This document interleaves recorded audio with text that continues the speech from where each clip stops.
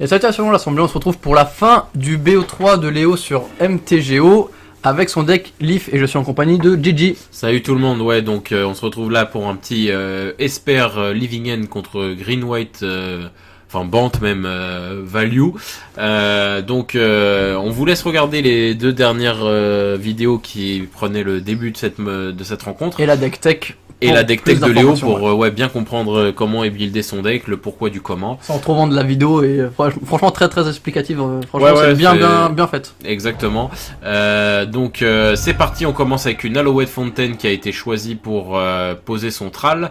Donc Thrall, on rappelle Ancestral Vision qui est une sorte de Ancestral Recall version suspension qui fait piocher donc 3 cartes sans aucune restriction ni contrainte. Donc là c'est parti pour 4 tours avant qu'elle puisse arriver sur le terrain. Aucun cycling dans la main. On a quand même 2 passes au exil, c'est un truc quand même que j'ai noté, que ce soit mono bleu Living End ou Esper Living End ou Black Blue Living End. J'ai remarqué quand même que ils ont beaucoup moins de cycling et que je les trouve qui peinent plus, tu vois, à faire tourner le deck. La version de June, ouais, c'est bien sûr, mais la version de June, je la trouve plus fluide, tu vois. Bah, la version de June, t'as la moitié du deck, c'est des piocheurs. Là, t'as quoi? Tu dois avoir... T'as 15... en gros, t'as 12 à 15 créatures qui cyclent et t'as les 4 tralls. Ouais, voilà. Ça va. Ce qui te fait arriver à 20 piocheurs à peu près. Mais je sais pas, j'ai quand même le sentiment que... Et sans parler forcément des games de Léo, hein, j'ai déjà vu des Blue Living End jouer. Ouais. Ils arrivent très vite à peu de mains et il se passe rien, tu vois, à la fin.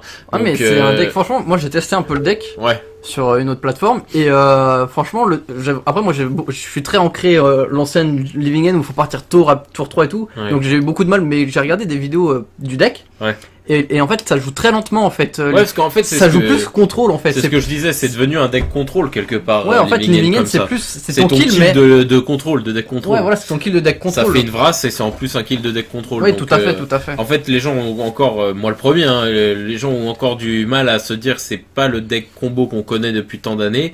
C'est un deck contrôle avec comme kill Living End. Sorcerer Spyglass qui a été posé sur Devoted Druid. Alors j'essaie de comprendre pourquoi Devoted Druid. C'est parce que Léo avait sûrement peur de la combo infini, mana infini. Bah ouais, mais Devoted Druid, c'est quoi qui bloque?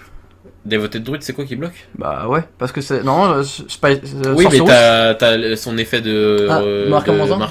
C'est un effet de points? Oui, c'est ça. Ok. Ouais, c'est ça. Ok, donc c'est complètement ce qui permet en fait d'empêcher la combo mana infini.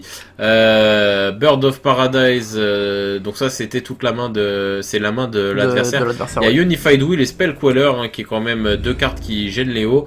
Deuxième passe to exil qui est touché. Pas de piocheur, hein, donc là il est obligé d'attendre son Thrall.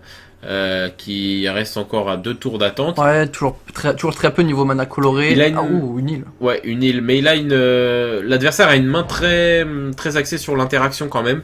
Je pense que c'est pas vraiment un band value, mais plutôt un band mid-range control. Ouais, c'est vrai, ouais, je suis d'accord. Donc ça fait Chord of Calling. Donc clairement, s'il y a des Chord of Calling et des cocos qu'on a vu précédemment, c'est clairement un deck qui a Devoted, la combo Devoted Druid Vizir. Je pense que tu peux pas te passer à côté de ça quand tu joues value et tout ça. Clairement, ça te permet donc la combo infini mana infini qui a 1 milliard de sorties possibles pour terminer. Tout à fait. Ça pose sa Windswept Piece pour aller chercher une petite forêt ou une plaine ou un terrain qui contient ces conditions-là. Je crois qu'en fait au final j'ai pas l'impression... Ah si gamin, bon je vais spoiler parce que si vous êtes là vous avez déjà vu la première partie. J'allais dire que je pensais pas qu'il avait des terrains avec du bleu, mais si il a des... Si il a le bassin d'évolution. Ouais voilà, bassin d'évolution. Spellqueller sans rien, d'accord. Pourquoi pas. Je comprends pas trop. Bah surtout qu'il avait Bird of Paradise dans son deck, donc dans sa main, donc je comprends pas qu'il ait pas plutôt posé ça. Mais il doit avoir une raison qu'on ignore. Non, mais je pense qu'il va commencer à tacler un peu parce qu'il a joué en fin de tour adverse. Ah oui, s'il l'a posé, c'est pour gifler, tout à fait. Donc là, il a reposé une Windswept Piece. Je me demande. Franchement, ce play me Je trouve ça bizarre. Spellqueller sans... Ouais, Spellqueller. Ouais, mais d'un côté... La carte est tellement forte que tu peux pas te permettre de la jouer comme ça dans le vent. Je suis d'accord. Après, tu sais pas ce qu'il en a, il en a peut-être chopé un autre et qui se dit qu'il en a pas besoin de deux. Ouais, ou peut-être que c'est peut-être... il bluffe en mode j'en ai qu'une, je viens de l'acheter. Ouais, peut-être, ouais, aussi, ouais. C'est bizarre mais comme bluff, hein. C'est bizarre, surtout vu qu'il a su s'en servir les games d'avant. Ouais, c'est ça. Ça passera pas. Il a passé les commandes au petit frère, c'est ça. Carrément. Bird of Paradise, il reste donc le Chord of Calling dans les cartes que connaît Léo. Il y a qu'une seule carte de sa main qu'il ne connaît pas. Donc sa Field of Runes, le Temple Garden, ça va peut-être permettre à Léo d'aller chercher une source noire. Blanche, j'aurais dit. Pourquoi? Pour double passe, mais moi j'aurais pris plutôt le Swamp pour débloquer. Bon, on a eu ni l'un ni l'autre raison.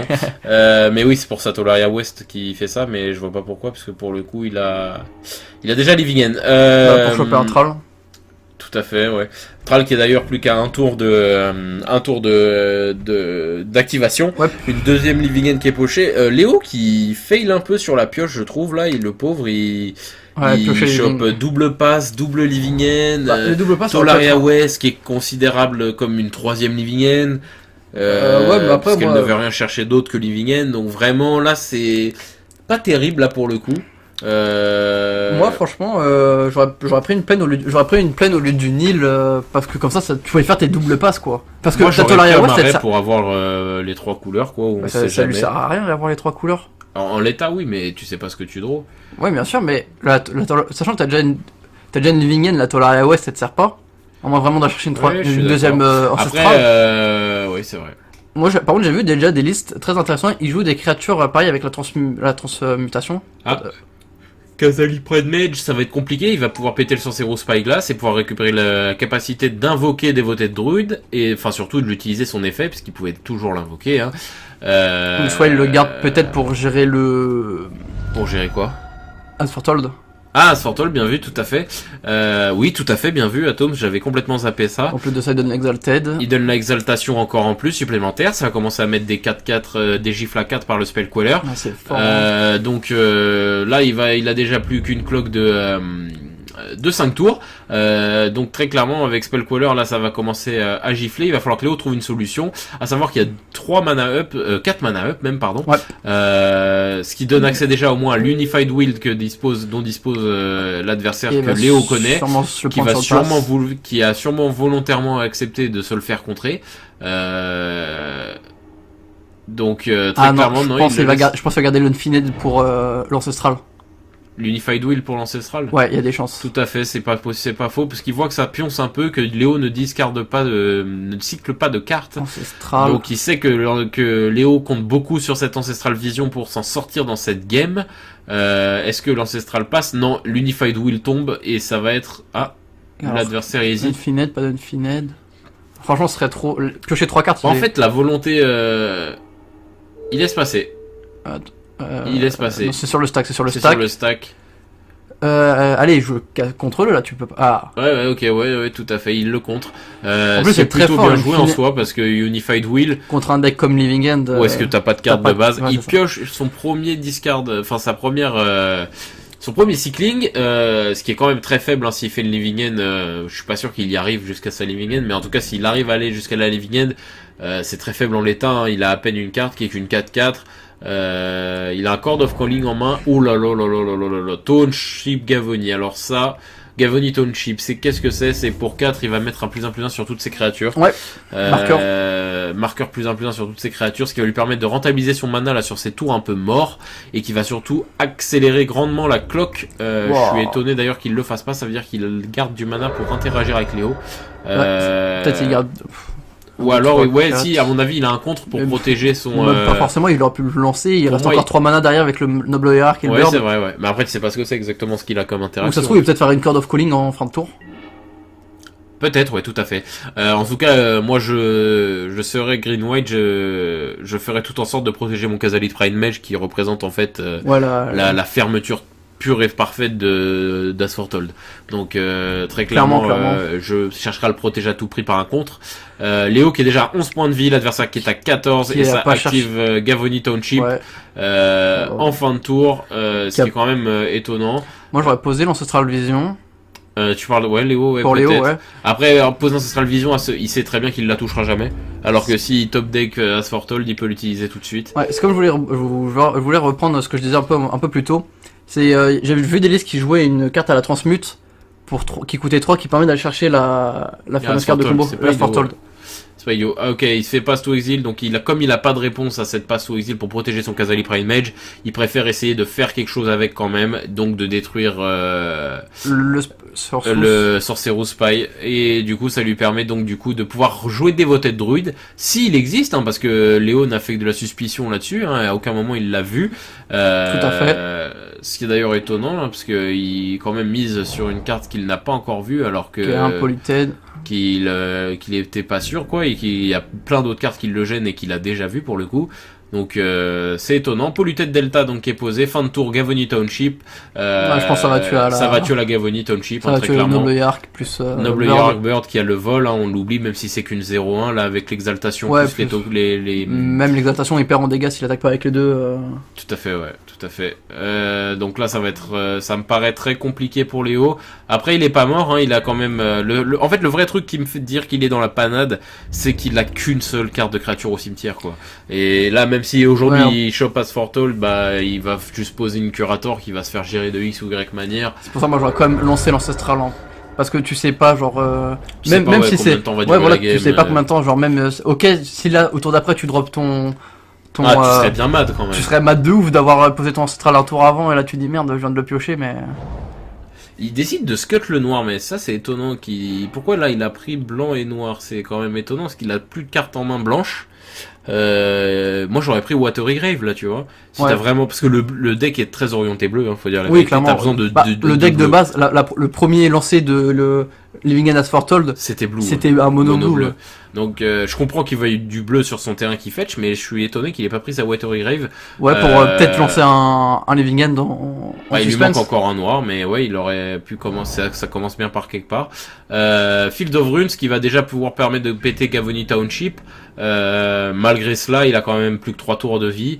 Ça me paraît compliqué pour lui de pouvoir réagir même avec ce Field of Runes. 4 cartes en main. On voit quand même dans ce BO que ce Field of Runes lui aura posé beaucoup de tort à Léo, qu'il aura beaucoup de fois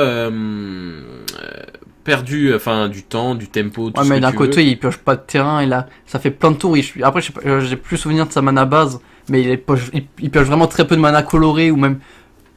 Après Field of Runes se remplace, je suis d'accord avec toi. Field of Runes se remplace complètement, même si tu perds 3 mana sur le change, parce que tu en engages 2. Tout à fait. Même pas, tu perds de mana vu que tu dois en engager 2, lui, il chope. Mais franchement, sur certains decks, c'est hyper fort, Field of Runes, tu peux pas. Sur un deck contrôle comme le Living End, Asfortold, tu peux pas t'en empêcher. C'est comme si t'enlevais Field of Runes de UI Control, tu vois. Ouais, c'est vrai. Et puis il y a certains match-ups que ça recte, comme je disais Valakut par exemple, qui est complètement biaisé par ça. Ça Field of Runes la Gavony Township, et ça va chercher toujours une île, ok. Il va pose toujours la question du noir dans le deck, mais il va Remand Tireless, ouais, tout à fait. Ce qui est pas idiot, hein, ça tempo, il va draw une carte, il va pouvoir creuser un peu son deck. Peut-être Asfortold qui va tomber sur ce Remand.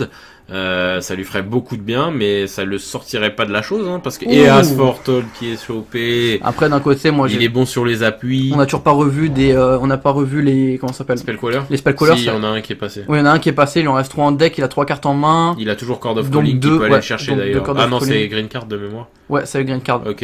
Ouais. Donc ça Street Wars qui lui sert plus à rien. Non, je crois que c'est même pas Green Card.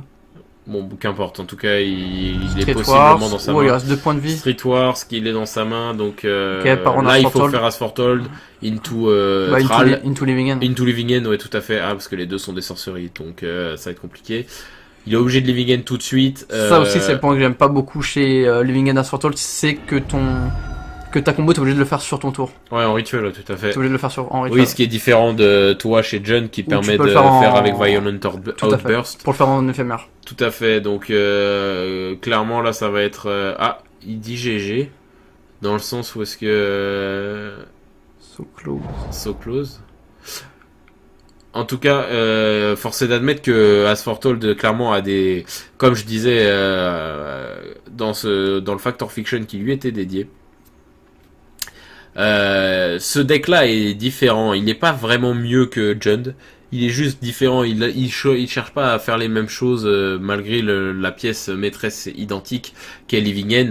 Le but du deck n'est pas du tout le même. On parle là quand même d'un deck contrôle et qui a pour kill le Living End. Et en plus de ça, au-delà de ça, il y a beaucoup de subtilités qu'a Jund que Mono Bleu ou Esper n'a pas. Et inversement. Donc très clairement c'est deux decks différents, il faut pas oublier ça. Qu'est-ce que c'est qu'un c'est quoi ça? 3 et 3, 6. Et il y a combien sur le... Ah, il fait un Chord of Calling. Chord of Calling. Ouais, donc il va Spell Queller, donc tout à fait. Il va Spell Queller son As for Toll pour l'attraper avec I Love Spell Queller, sans déconner mec. Sans déconner mec. Très clairement c'est tellement... Ouais, mais après le Chord of Calling ça fait depuis 15 tours qu'il l'a... tout le mana qu'il a du draw. Oui, bien sûr. Il le sent facile. Hein. Au-delà de ça, quoi, le Spell Queller est vraiment une carte excellente. Hein. On parle quand même d'une carte qui a le flash, le vol, une 2-3 et qui attrape ton sort. Ouais. N'importe quel sort quasiment du moderne quand t'enlèves les Dectrons. Donc clairement c'est là-dessus que Léo. Ah le so close là, je pensais que c'était un so close pour.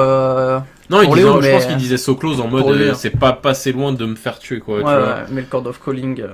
Très clairement. Donc ça se finit là-dessus sur une carte de la partie. Exactement, Spell Queller, la carte du BO en fait. Très clairement, cette carte a posé beaucoup de tort à Léo, ce qui peut remettre déjà en cause 2-3 choses sur son deck.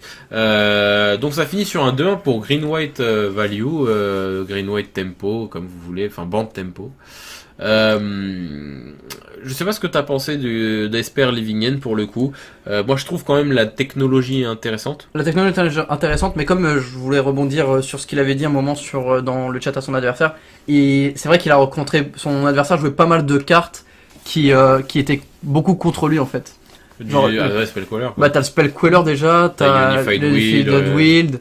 Bah en fait c'est pas forcément un truc assez classique que tu crois. En fait c'est le genre de deck pas trop classique qui bat les decks classiques.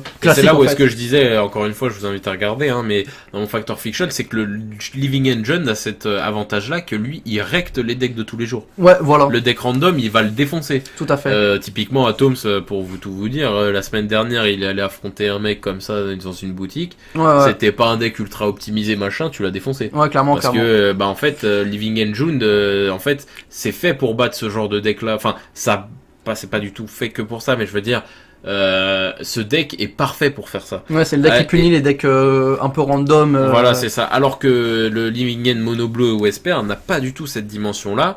Il est beaucoup plus méta. Bah, en fait, il est plus axé contre. En fait, il perd les match-up. Il perd littéralement les match-up du Living End Jund pour gagner ceux que Jund ne gagne pas en fait. Ouais, tout à fait. Tout à fait. Donc c'est comme ça que se finit ce BO3 sur un 2-1 pour l'adversaire de Léo. On tenait Léo à te remercier. Ouais, on te remercie. Merci beaucoup pour ces 4 vidéos que tu as apportées à la chaîne. Ouais. Peut-être que ça se refera à l'avenir. Hein. Il n'y a pas de souci là-dessus. Donc c'est comme ça que ça se finit. Encore une fois, je vous le dis encore une fois, une énième fois. Papy Gigi, à nous dire ce que vous pensez dans les commentaires de Modern, de MTGO sur la chaîne, parce que vraiment c'est quelque chose à laquelle on réfléchit. Que ce soit en termes de facilité et de rapidité pour nous, parce que clairement ça nous aidera vachement si un jour on peut utiliser du MTGO. Hein. Clairement. Donc n'hésitez surtout pas à nous dire ce que vous en pensez. Ça veut pas dire si demain on se met à MTGO on arrête le papier, rien de loin de là. Donc n'hésitez surtout pas à nous dire ce que vous en avez pensé. Et puis c'est sur ça que se finit ce petit BO3. Tom, ça quelque chose d'autre à rajouter? Bien sûr, quelque chose un peu long encore. Je suis désolé. C'est juste donc pour revenir là-dessus, comme nous on a eu, vous voyez, on avait fait une collaboration avec un joueur externe, dont Léo, qui est Léo. Ouais. On vous invite donc à soit nous dire si vous voulez faire une collab. Ouais. Ou intervenir sur la chaîne avec une deck tech ou pareil des parties comme ça sur un logiciel tiers comme MTGO ou MTGA. Ouais, MTGA est quand même vachement moins complet. Moi, je suis vachement moins complet, MTGA, mais donc Magic plus standard, the Gathering en fait. Arena. Voilà. Donc qui est le nouveau jeu de Wizard sur lequel il mise beaucoup pour défoncer Hearthstone. Donc je disais, c'est vraiment oui, Atom, ça a raison de souligner ce point-là. L'une des premières volontés qu'on avait en créant cette chaîne, c'était que ce soit une chaîne collaborative, que ce soit une chaîne communautaire, c'est-à-dire que dès le début notre idée c'était que à terme notre communauté nous envoie des matchs qu'on les commente. Ouais. même des deck tech. Donc tu fais bien de rappeler ça parce que c'était surtout à l'époque quand on venait de commencer. Tu fais bien de le rappeler. Donc oui, vraiment, on vous invite, comme Léo a eu